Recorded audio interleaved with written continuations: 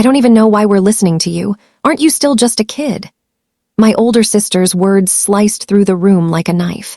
I froze mid-sentence, the fork in my hand trembling as everyone at the dinner table laughed, not politely, not kindly, but that sharp, triumphant laughter reserved for someone they think can't fight back. It was a simple suggestion about investing my first paycheck wisely, something I had researched for weeks. I thought it was practical. I thought it showed responsibility. But apparently, to my family, being smart and young was a crime. My mother's lips curved into that familiar half-smile that always made me feel small. "Sweetie," she said, the word dripping with condescension, "maybe one day you'll understand how the world really works." I forced a laugh that sounded hollow even to me. My father nodded solemnly, pretending to consider my plan, but his eyes told a different story. They were the eyes of someone already convinced I didn't belong at the table of adults. Dinner continued, but I was no longer eating. Every joke, every subtle jab, every dismissive glance piled onto the weight in my chest. I felt invisible, belittled, and trapped in a role I had never asked for, the child in a family of grown-ups who had forgotten I was growing up fast. As I cleared my plate later, my sister added one more, soft but deadly. "Don't worry, you'll learn one day that your ideas aren't worth anyone's time." I walked to my room, my stomach twisting, not from hunger but from rage. Something inside me snapped. I wasn't going to stay invisible. I wasn't going to let them treat me like a child forever. That night I made a quiet promise to myself. One day they would see me, not as the little kid they could dismiss, but as a force they had never imagined. And when that day came, it wouldn't be with anger or yelling. It would be with power, with strategy, and with undeniable proof that they had underestimated me for far too long. I opened my laptop and started researching. Investment strategies, business models, entrepreneurship courses, everything I could find. My screen glowed in the darkness as I took notes, my anger transforming into determination with each passing minute. The next morning, I woke with the taste of humiliation still thick on my tongue. Breakfast was no better. My father lectured me on how young people today think they know everything. My sister chimed in with another jab about my supposed naivety, and even my younger cousin looked at me like I had tripped over my own brain.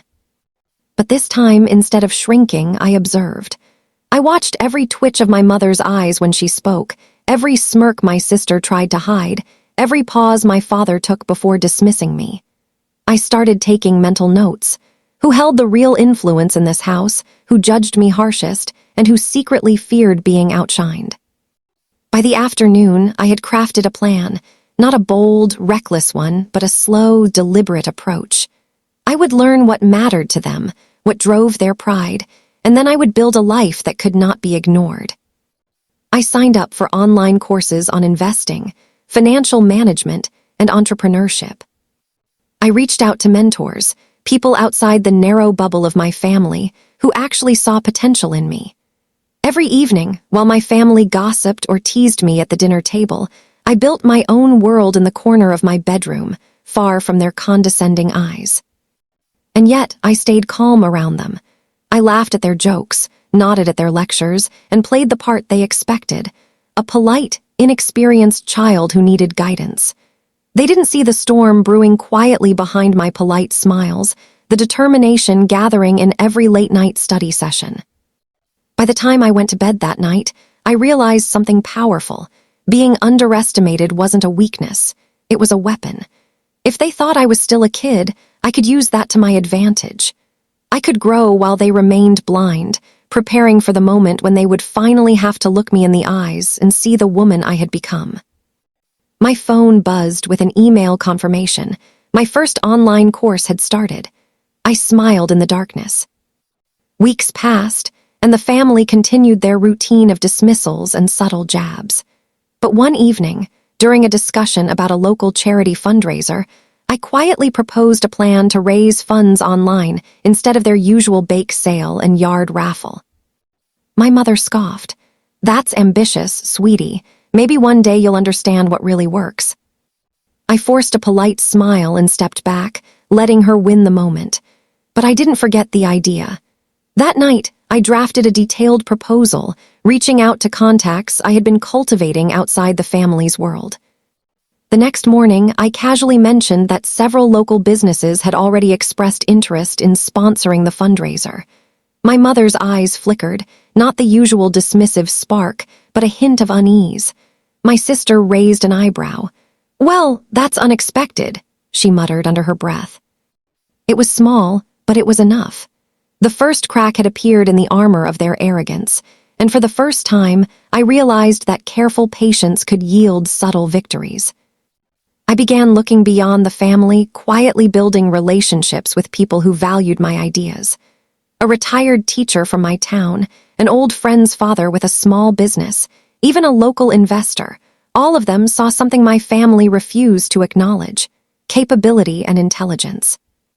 I spent afternoons shadowing their methods, learning strategies they used to turn small projects into significant opportunities. At home, I stayed the polite, naive child, laughing at jokes, nodding along, hiding my ambitions behind a carefully controlled mask. By keeping my efforts invisible, I avoided triggering jealousy or opposition from my family. The more they underestimated me, the more freedom I had to plan. And secretly, every interaction with my allies made me stronger, smarter, and increasingly confident that the day of reckoning would come. Mr. Henderson, the local investor, became particularly important. He saw potential in my ideas and agreed to mentor me through real-world business scenarios. "You've got something special," he told me one afternoon. "Don't let anyone dim that light." It came unexpectedly. My younger cousin, who had always echoed my sister's teasing, challenged me about an idea I suggested for our local art exhibition. "Why even bother? You'll just mess it up like last time," he said, smirking. Normally, I might have retreated, but this time, I calmly presented a small, low-risk plan that demonstrated my capability. To everyone's surprise, including my own, I executed it flawlessly over the weekend. The exhibition was a quiet success, but the ripples were immediate. My cousin, usually smug, avoided my gaze. My mother's smile now held a trace of wariness. My sister's laughter was less confident, more forced. It was the first moment they had to acknowledge my competence, even if only reluctantly. And the realization hit me like lightning. One careful victory could start shifting the family dynamic in my favor. I documented everything: photos, feedback, testimonials from visitors, evidence I could use later if needed. My arsenal was growing. I began observing the family more closely than ever. Late-night whispers, subtle disagreements, and tiny acts of favoritism, they all revealed hidden vulnerabilities. My mother had a prideful streak, desperate to maintain her authority. My sister thrived on appearing superior to me. Even my father, though outwardly calm, deferred to them more than I had noticed before. I started cataloging these weaknesses in my mind. Each one was a piece of a puzzle, a step toward the day when I could claim my position in the family not through confrontation, but through undeniable proof of my competence and independence. That night, as I lay in bed, I realized that patience and careful observation weren't just strategies, they were weapons. And slowly, quietly, I was becoming armed for a battle they didn't even know had begun. My notebook filled with observations, connections, and opportunities. Every page represented another step away from the child they saw and toward the person I was becoming. It started with a letter. My mother, in her usual controlling manner, invited me to help plan the family's summer garden party, a role she framed as supervising the little one so she doesn't ruin anything. I smiled, played the obedient child, and accepted. Behind that smile, I was already planning.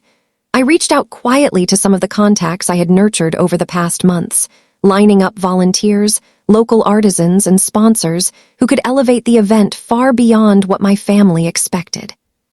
The day of the party, as my mother flitted around trying to manage every detail herself, I executed my plan flawlessly. Guests complimented my organizational skills, admired my connections, and even commented on how mature and capable I seemed. I caught my mother's eye for a brief second, her usual smugness faltering.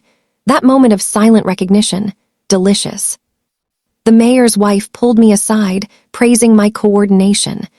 "You have a real talent for this," she said warmly. I thanked her, aware of my mother watching from across the lawn. Word spread quickly. Extended family who rarely spoke to me now whispered as I passed. "She's different," one aunt said under her breath. My older sister, always quick to mock, became noticeably quieter. I didn't gloat. I smiled politely, played the role they expected, and let the ripple of doubt spread slowly. The family who had dismissed me like a child was beginning to question their assumptions.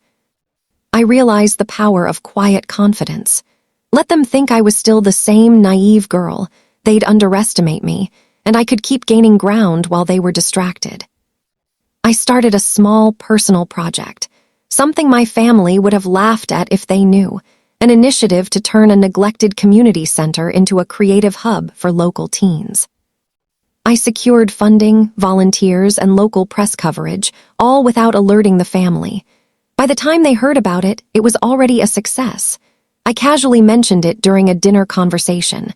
My mother's smile stiffened. My sister's voice cracked mid-laugh. The family was beginning to realize that their kid was making decisions that had tangible, visible results. Tension grew. Every family gathering became a quiet battle.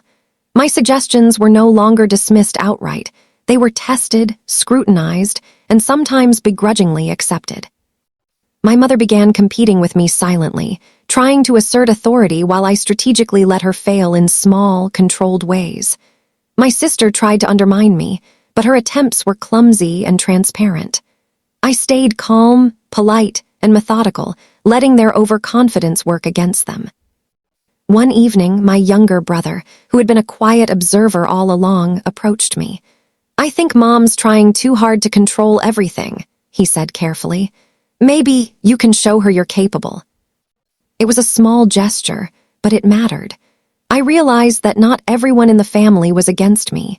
Some were just caught in the family's toxic hierarchy, waiting for someone to shake it up. I began quietly recruiting support within the household, knowing that even one ally could tip the balance. The local art exhibition came again, and this time I took the lead, coordinating logistics, sponsorships, and media coverage. The family came expecting to criticize, but they couldn't. My work spoke for itself. For the first time, extended family and neighbors whispered praise openly in front of my mother and sister. My mother's jaw tightened. My sister's eyes flickered with annoyance. Even my father nodded at me, pride struggling to break through his habitual passivity. It was a small victory, but a pivotal one.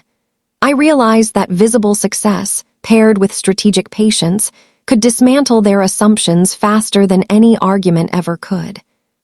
The local newspaper ran a feature about the exhibition, mentioning my name specifically as the coordinator.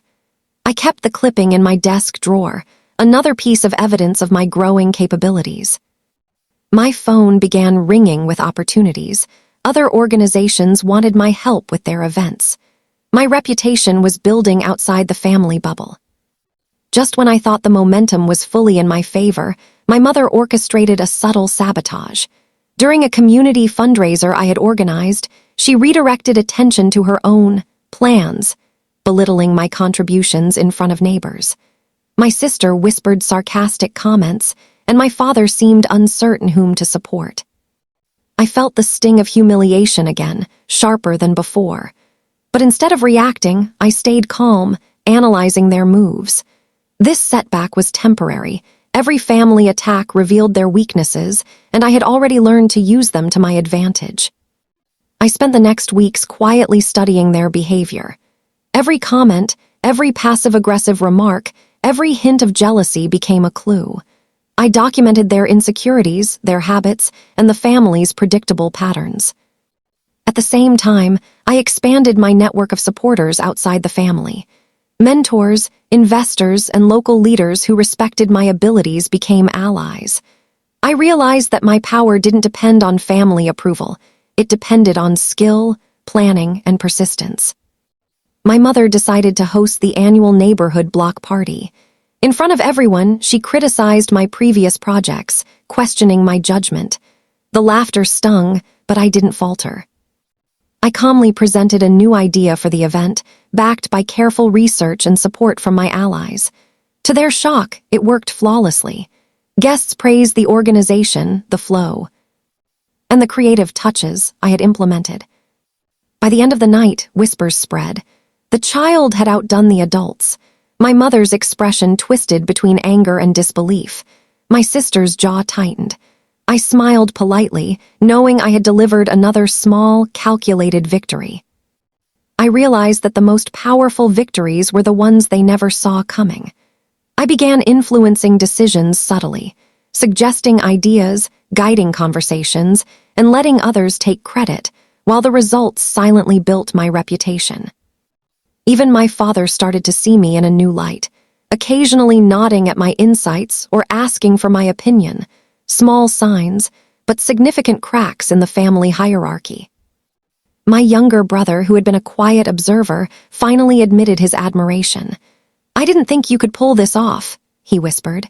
"You've shown all of us something we didn't expect." It was the first time anyone in the family acknowledged my intelligence openly. I smiled and nodded, knowing that these small allies within the household were crucial for the bigger plan I was building. Tension in the family grew palpable. My mother's passive aggressiveness increased, my sister's veiled insults sharpened, and even my father began showing signs of unease. They were realizing that the child they dismissed was quietly gaining control, but they couldn't identify how. And I knew this storm was necessary. Every moment of their arrogance, every attempt to belittle me, was fueling the final confrontation I had been preparing for. My patience, my planning, and my quiet victories were about to converge into a turning point they would never forget. Mr. Henderson called me with news that would change everything. "I have some investors who want to meet you," he said. It was another family dinner, but this time, the atmosphere was different. My mother had no room to dismiss my ideas without looking foolish. I suggested a new plan for renovating the family's vacation property, a project they had long discussed but never executed. I quietly coordinated with local contractors and investors I had worked with, presenting the proposal in a polished, professional manner. My mother opened her mouth to critique, but paused mid-sentence when the contractors and sponsors, who had been invited as observers, nodded approvingly. The first whispers of real doubt began to spread among the family. The kid they had ignored was no longer invisible. While preparing for a community art show, I discovered that my sister had been taking credit for ideas I had quietly shared at previous events. At first, it stung, but then I realized it was an opportunity. I let her continue her performance, while I secured a major sponsorship deal behind the scenes. At the next public gathering, her ideas were overshadowed by the undeniable results I had orchestrated. My mother's forced smile and my sister's sputtering excuses revealed just how close they were to losing control. Every family event now felt like a chessboard. My mother tried subtle sabotage, my sister attempted to undermine me in front of relatives, and my father's once passive stance began to shift as he noticed the changes I was quietly creating. I remained calm, letting their overconfidence work against them. Each small victory, each strategic move, chipped away at the family hierarchy. The family who had treated me like a child was scrambling to keep pace, completely unaware of the storm I had been building in the shadows. At a neighborhood gala, I finally allowed a hint of the full scale of my achievements to be visible. Investors I had quietly worked with were impressed by my organizational skills, creativity, and ability to execute flawless projects. Guests complimented me openly, and my family could no longer deny my competence. My mother's expression flickered between anger and disbelief. My sister's usual smugness cracked, and my father's hesitant admiration became noticeable. For the first time, I saw the beginning of real respect, not forced politeness, but genuine acknowledgement of what I had built on my own. Mr. Henderson approached me at the gala with 3 well-dressed individuals. "Caroline, I'd like you to meet some people," he said, his eyes twinkling with pride. "These are the investors I mentioned." My heart raced, but I kept my composure. We talked for nearly an hour about my projects, my vision, and my plans for future initiatives. They were impressed, genuinely impressed, by what I had accomplished at my age. "We'd like to discuss a partnership," one of them said. "Your community center project shows real promise, and we think it could be scaled to other cities." I caught my mother's eye across the room. She was watching, her face pale. She had heard everything. The family had planned their annual summer gala, confident in their dominance over me. My mother, smug and dismissive as ever, had invited neighbors and relatives, expecting to shine in the spotlight. What they didn't know was that I had quietly arranged for the investors, local leaders, and media contacts to attend as well. As the evening unfolded, I watched their amusement slowly fade. I gave a short, confident speech outlining my recent projects, fundraising initiatives, community renovations, and partnerships I had secured, all in front of everyone. Gasps filled the room. The mother who had belittled me, the sister who had mocked me endlessly, they were frozen. Their years of control crumbled silently as the audience recognized my accomplishments. For the first time, they understood that the child they had dismissed was now the architect of real, tangible success. The investors stood beside me, nodding in agreement as I spoke. Their presence validated every word I said. My mother attempted to interrupt, to regain control, but the investors politely dismissed her interference. My sister tried to claim some credit, but the sponsors spoke openly of my initiatives, my planning, and my results. It was poetic justice. The family who had treated me like a child, laughed at my ideas, and undermined my every move was publicly exposed, not through shame or insults, but through undeniable proof of my competence. Even my father, who had been hesitant for so long, finally smiled proudly, a quiet acknowledgement of my growth and strength. One of the investors, Mrs. Chen, took the microphone. "I've been in business for 30 years, she said, "and rarely have I met someone so young with such vision and execution capability. Caroline has secured a $500,000 investment from our firm to expand her community initiatives." The room erupted in applause. My mother stood frozen, her champagne glass trembling in her hand. My sister's face had gone completely white. As the evening drew to a close, my mother and sister retreated into silence, their authority broken. Guests came to congratulate me, investors sought my ideas, and relatives began asking for guidance and advice. I walked through the gala with calm confidence, savoring the moment. I had not reacted with anger, I had not cheated, I had simply been patient, strategic, and unstoppable. And in that moment, I knew.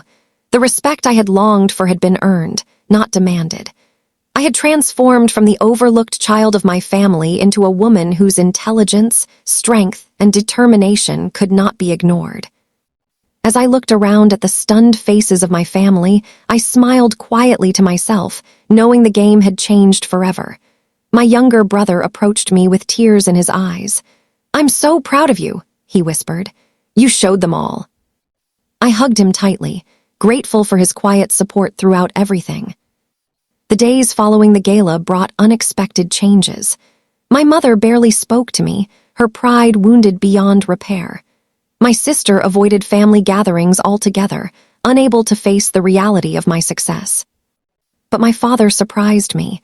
He knocked on my bedroom door one evening, asking if we could talk. "I'm sorry," he said simply. "I should have listened to you from the beginning. You were never just a kid, you were always capable. I was just too blind to see it." His apology meant more than I expected. It wasn't everything, but it was a start. The investment firm scheduled regular meetings with me to discuss expansion plans. My community center project was set to launch in 3 additional cities within the year. Job offers from major organizations flooded my inbox.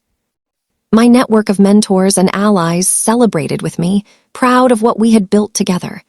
Mr. Henderson treated me to dinner, beaming like a proud father. The transformation within the family was complete. My suggestions were no longer dismissed, they were sought after.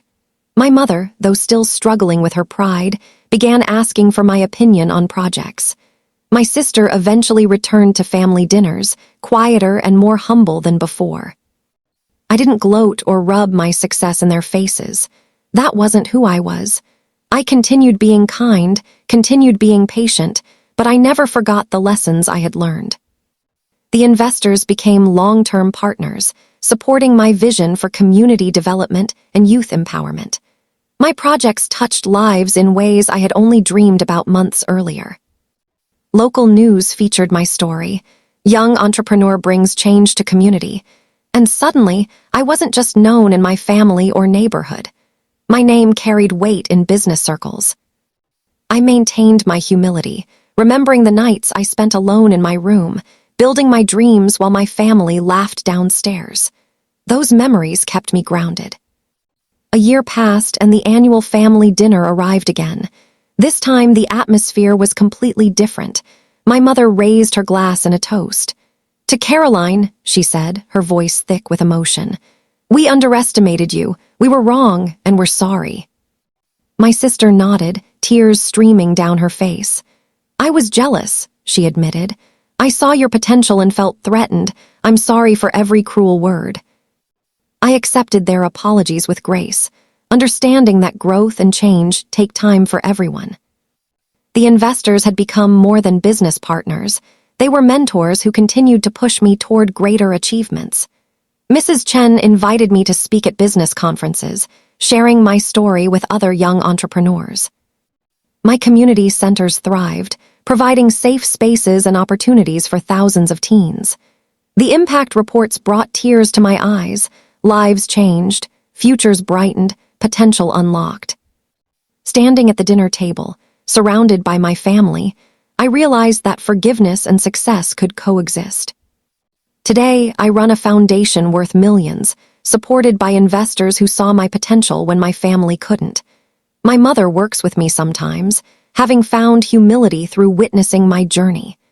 My sister volunteers at the community centers, finally understanding that success isn't about competition, it's about impact. My father tells everyone about my achievements now, making up for lost time with his pride and support. My younger brother is following in my footsteps, and I mentor him the way I wish someone had mentored me. The investors who changed my life remain close advisors and friends. Mrs. Chen often reminds me, "You did this yourself. We just opened doors you were already worthy of walking through." I think back to that dinner table, to the laughter that cut me down, to the moment I decided I would no longer be invisible. That pain became my power. That dismissal became my determination. My name is Caroline, and I was no longer the child they had dismissed. I was their equal, their inspiration, and the architect of my own extraordinary destiny. The kid they overlooked became the woman they now admire, and that transformation taught us all an unforgettable lesson about the danger of underestimating someone's potential.